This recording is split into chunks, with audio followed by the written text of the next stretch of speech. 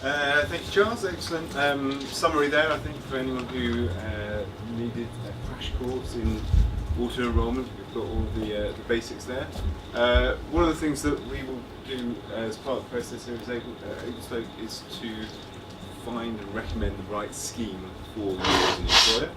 And one of the schemes that we are very happy to recommend is with Aegon, if it's suitable for you. So we have David Suddes, who will be giving the perspective from one of the providers. Thank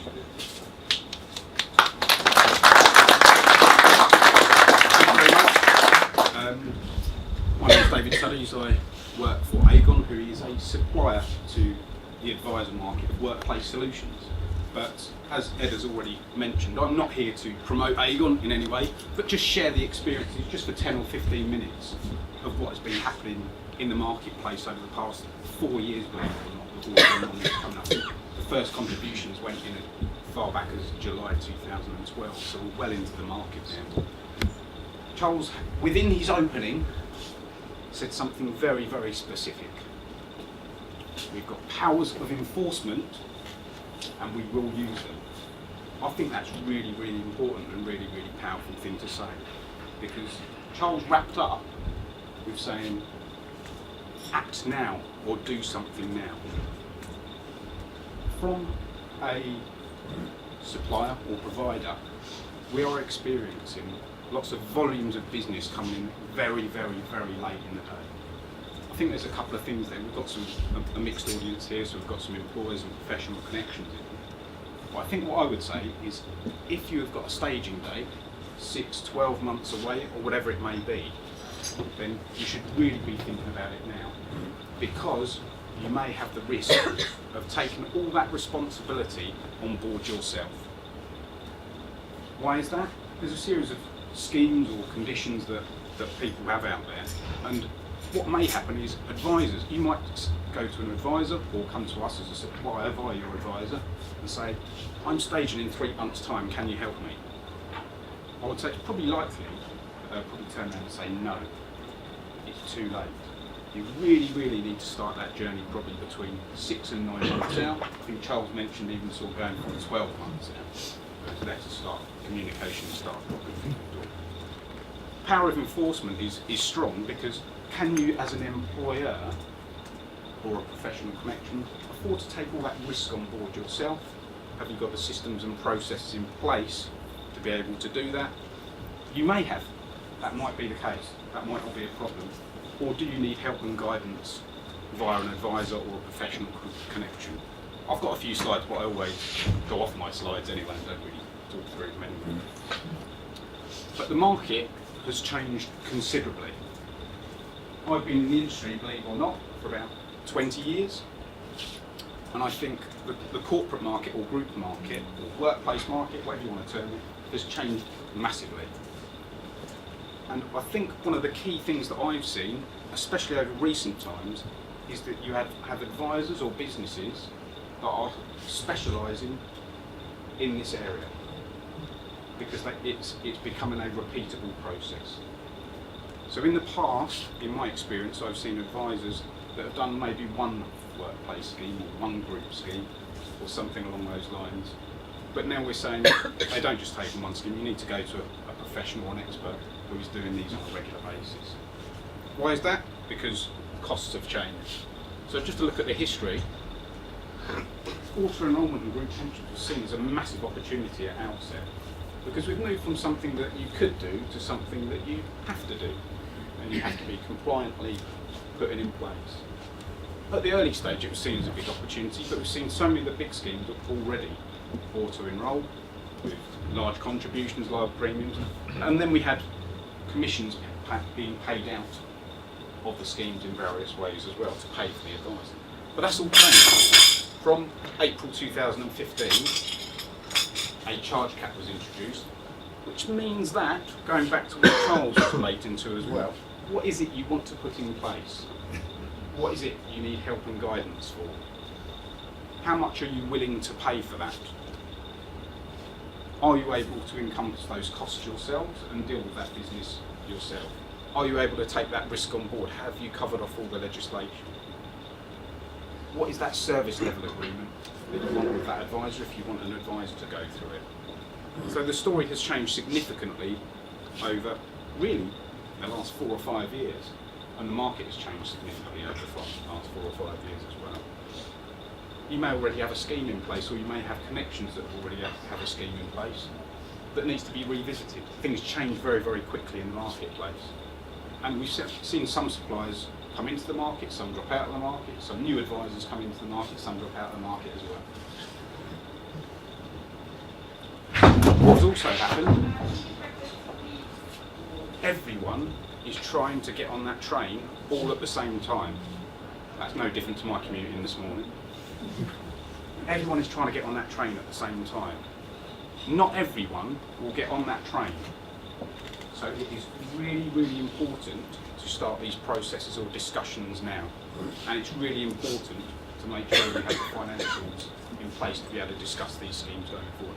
Because at the end of the day, it all comes down to pricing and cost, and whether companies like Aegon or another company are in a position to accept your scheme on board. So we won't be able to accept all schemes because there's too many of them out there. There's thousands and thousands auto-enrolling. Do you want to be left on your own to do that, or do you want to get ahead of the game and make sure that you've got a process in place, whatever that process is? I think Charles might have touched on this, but suddenly there's thousands and thousands of schemes with their auto-enrolment dates coming up. Correct me if they're wrong, I'm sure you will. But as you can see, December 2017, 134,000 schemes. Can every company accept those all in one go? No, it would be almost an impossible task. Are there solutions out there? Absolutely. Do you need to have time to investigate what those solutions are? Absolutely. Do you need help? Do you need guidance? Really important. Going back in time, there's some old companies up there, I used to work for a couple of them. They're no longer there. You had a lot of companies, a lot of organisations offering this proposition into the marketplace. That is changing, I would say. That has changed significantly in the last couple of years, because some companies have realised that they can't take all these schemes on board in a profitable manner as well. So some have been too cheap or gone to the market and gone for absolutely everything. They've said, I'm going to sweep up the whole market and take everything. The companies have fallen over because they can't take any more of the schemes, so they've reached maximum capacity. So it's really important that based on your business or the businesses that you're talking to, that you choose the right solution. How do you choose that right solution? Can you do it yourself? Do you need advice? Who do you need to speak to get that guidance to do that? But it's a massively changing market. Another challenges are on pricing and what companies or organisations, not just Aegon but any company out there, is, I've already said they can't accept everything. A scheme that would look attractive in the past, I think there was between 5 and 30 typical employees for employer companies. I don't think that's not attractive to looking at different solutions. Solutions that might have looked attractive in the past may not look so attractive now to companies. So large companies that have got a small pay force, a low payroll, might not look as attractive as smaller companies with higher pay. There's lots of other different factors that come into deciding what solution is best for you. And out of all those names that are up there, I know I said a few of those are gone, which is best for your organisation as well, and what is best for your setup. I think that's something that's really important. And has been mentioned already this morning with regards to how does that solution fit with what you want as a business or your connection. That was a very quick whistle-stop tour from me, but what I would say is my experience, especially over the past couple of years, has been very, very, the most important thing I would take out of today is risk is really important in businesses. Risk seems to be the key word at the moment. So let's mitigate risk. Can you afford to do that yourself? Are you comfortable that you've got everything covered? Do you need to seek advice to go to the right solution, because there's a lot of different solutions out there? Or can you do it on your own? You may well be able to. And the second thing is, I know we've banged on about it a lot, but timing. Timing is crucial. As a regional manager at a supplier, the last thing I like to say is no to people, because nobody likes to hear a no. But when you've got schemes coming out very, very late in the day, and the financials might not stack up as well, the last thing I want to be saying is no. So it's best to get in early, best to seek advice if that is what right for you early, and then they can give you a guidance of where you'll go from. I don't know if there was any immediate questions or whether you wanted to open it up for I think both we'll of us. open up, so if, That was a very quick whistle stop Thank you, tour.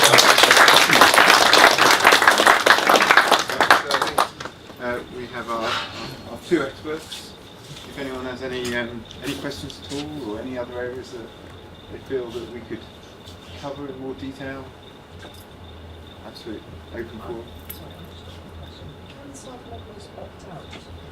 Yes. Yeah. So they can opt out immediately afterwards. There's a window in which they can opt out, and they'll get their contributions back. So I didn't say earlier, employer has to make a contribution, employee has to make a contribution, and if they opt out in that window, then they get the contributions back. After that window, they can still cease membership. They can still leave the scheme at any time afterwards, but they won't get their contributions back, and then set as a pension for them in the future. The only other thing to say about that is that every 3 years, those who have opted out, you need to put back in again, and then they can opt out. And again, if they wish to, but the idea is, for someone who's, let's say, 23 and opts out first time round and thinks it was not quite right for me now, but then when that person is 26, then they can change their mind, unless they're put back in. Presumably, if the employee can without the employer. You need, again, for lockdown. Just on the back of that, just add a point on the back of that, some of the systems and processes that are in place with large institutions can help out with that, or interchange with payroll systems and such forth. So payroll might do some bit, the provider of the solution might do another bit. So it's all interaction and finding out what is the best fit. And again, that might be something that you need guidance on, or you can do yourself. So it's coming back to helping facilitate that process as well. Yep, thank you. I suppose I'd also point out that the employer still needs to have a scheme in place. So even if everybody you employ says I'm going to opt out, you still have to have that scheme in place in case they change their mind. And Actually, So they can't say before. Correct. Yeah, they're going to opt out. So you've got to put them in, be even if they first. say they were going to opt out. You've got to put them in, and then give them options. So they could say we aren't going to opt out, but they still have to be enrolled in the scheme, and then they have the option to opt out if they say well. It's super important. So that is criteria. Very good. How does it work if you move jobs? So there's different schemes each employer. Does it end up that you opted into one? Yeah, so that is the case. When you move employer, you'll be put into that employer's scheme. One transfer. No, I mean if you use Nest and if both employers are using Nest, you'll end up with a sort of single pot, if you like, because it gets aggregated into the single pot. I don't know whether all. Do you do that? But, it's an interesting one, really. I was reading some documentation last night when this was originally launched, that once a pot got to below, if a pot was below £10,000 when the individual was funding it and they moved jobs, then there might be an auto process coming in the future. I don't know whether you've heard that or whether that grew arms and legs or went anywhere, but I think there's certainly options to transfer from one to another. That might be an advice process, there might be some automation coming in, but when auto enrolment originally launched, there was ideas that were put out there to say that in the future, if an employee is moving from job to job to job to job, and there's a small pot left behind, generally it was under 10,000 for contributions at that date, so even if the pot moved up and down, it had to be under 10,000 that day. Then they'd do an auto transfer and there'd be this big system. But that was, I don't know where we're at on that journey at the moment. So I don't know if you've heard that. So that isn't in place, and there are no immediate plans to do that. what the government has said is that they will consider that again in due course, but now's not the right time to do it. But there are other ways of doing this. So in another proposal at the moment, but not in place, is an idea of it's called a pensions dashboard. But basically, it's something that an individual can have, and it could be an app or whatever, and they'll be able to see, all of their pension pots from wherever that might have been created, whichever employment that might have been created. So it's so at least you've got visibility of it all. But again, that's not in place. So at the moment, the situation is you move employer, and you will set up, and you'll go into whatever the scheme is for that employer. It does seem that there will be an issue potentially around that, because people will, accumulate lots of different pots all over the place. Because people won't have changed jobs having auto-enrolled very often so far, because the system's only been in place for a few years. It's not a pressing issue at the moment. When it is, we may well see some sort of solution provided. In general terms, if we're looking at any money that you have in pensions can be transferred theoretically. So even if you've got a small amount in a pension fund, you can transfer that to a different provider. If you do so, then it is something which is complicated and which requires advice, really, to do it properly. So we wouldn't advise people to automatically transfer their pension to their new employment scheme, etc., right, as they move from job to job. Partly because you can see all of the requirements that are in place for the employer, and all of the hoops that the employer has to jump through to get the right scheme in place, which are done, in the best interest of the employees, but it does mean that these aren't necessarily as good as you could have if you had a standalone personal pension, because they're not designed for the benefit of each individual employee. They're not tailored to each individual employee.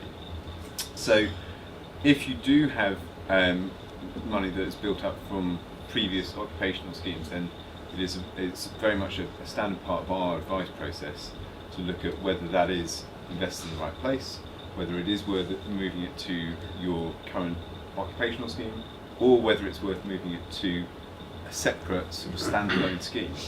And in some ways that is one solution which we find very effective, is to have a standalone personal pension, which as you move through your career from job to job, you can then see if it's appropriate to transfer your previous occupational scheme into that standalone scheme. And then that scheme is something which you're much more in control of. You can look at sort of the best possible investment solutions within it, etc. Yeah. I want to cover some others. We've got 2 directors and 10 employees, and 10 employees, all 13 or 11 contracts with that. So what I've understood, they need to also involve. And then those 2 directors, say, like their own personal pensions. They may then, even though they've got those pensions, they've still got to, I understand, still opt into the scheme. Then at that stage, they would then opt out because they want to be part of the auto enrollment. Okay, so you're talking about the directors themselves as opposed to. So the legislation actually very recently changed, as they call it. And directors now, it's up to the employer to decide whether they put automatically enroll directors, which is they don't have to. Members that want to, but they don't have to. So I think that's something. That also answers my second scenario, which is 2 directors on their own. 2 directors on their own, if they didn't have any employees, were always exempt, because it was self-evidently, frankly, stupid, because they'll make their own decisions. They make their own organisation, they make their own decisions about their finances, so they were already exempt. The other new exemption came to the legislation last week, wasn't it? Is if you are partners in an LLP. Then is everyone in an LLP here? You are, okay. So partners in an LLP, if they're equity partners as opposed to salary partners, then you don't have to put them Very good. If there's a micro-employer, so made up of spouse and spouse, so husband or wife, one's a director and then the other spouse might be an employee or company secretary, are they exempt or would they have to go through the 5 steps and set up a scheme? Yeah, that's quite a difficult one. I mean, the reality is they do, but it then depends on how much the spouse is paid. Because if the spouse is paid below the earnings limit, there'd be a high pressure. Yeah. Then they wouldn't be an eligible job holder. And so our guidance to an employer when you don't have anyone who is a eligible job holder, in other words, over 10,000 is don't set up a scheme because actually it's down to the individual then to opt in to the scheme as opposed to you to put them into the scheme automatically to opt out. So to be a bit technical about it, but that's the difference. And if they've got to opt in, then they're going to make a choice to opt in. And then if they do make that choice, you'll need to set up a scheme and into it. And the people who have to do that are the people between the lower earnings limit and £10,000. Now, in the case you've talked about, where you've got the spouse, that's probably a conversation the 2 spouses will have. But if they're over the 10,000, you do need to set up a scheme. Also, so between 5,800, the lower earnings, and 10,000, the spouse could say that they want to opt in, and then they'll go through the 5 steps, and then set up a scheme. And then below 5,800, the lower earnings limit, you don't do anything. Oh, right. I mean, basically, if you're below that, you just have to tell us what you've done or not done. But actually, if you're below the low earnings limit, you're something that's called an entitled worker. But basically, you have a right to be put into a scheme, but the employer doesn't have to pay anything. I mean, in the case you're talking about, where you've got 2 spouses, clearly you're not going to in that situation because they'll make their own arrangements anyway. If they want to make private pension arrangements, they'll make those private pension arrangements. Oh, right. So as long as the spouse is below 10,000, then that company wouldn't have an obligation to. Wouldn't have an obligation to put their employees in. Unless the people. You would, and I know this sounds a bit bizarre, but you do have to tell the spouse who's the director, has to tell the spouse that's not the director what has happened to them. Yeah. And then you do have to tell us also what's happened. Because they do have duties still, they do have a duty to communicate, they do have a duty to allow to put someone in the scheme if they opt in. Now I know in the case of 2 spouses that might sound really silly, but obviously not all situations are like that. So you may have another situation where you've got a director and an employee below the earnings limit who's not connected, not related, and that's what's really designed. How do they get in touch with you? Is it just a call or a letter? Or? They can do so. The preferred way is to come online, and they can do it online, do their declaration online. You can, but there's also contact details there. So if you want to do it by telephone, you can contact us by telephone. We can process it on the telephone. Frankly, it's probably easier to do it online because it allows you to collect the right information. But you can do it by telephone. The other thing I would say is that if you're in that sort of situation, so you don't have anyone who you have to automatically enrol who is eligible, you can bring your staging date forward. So you could say, if your staging date is in December of this year, you can bring it forward today and get it all done.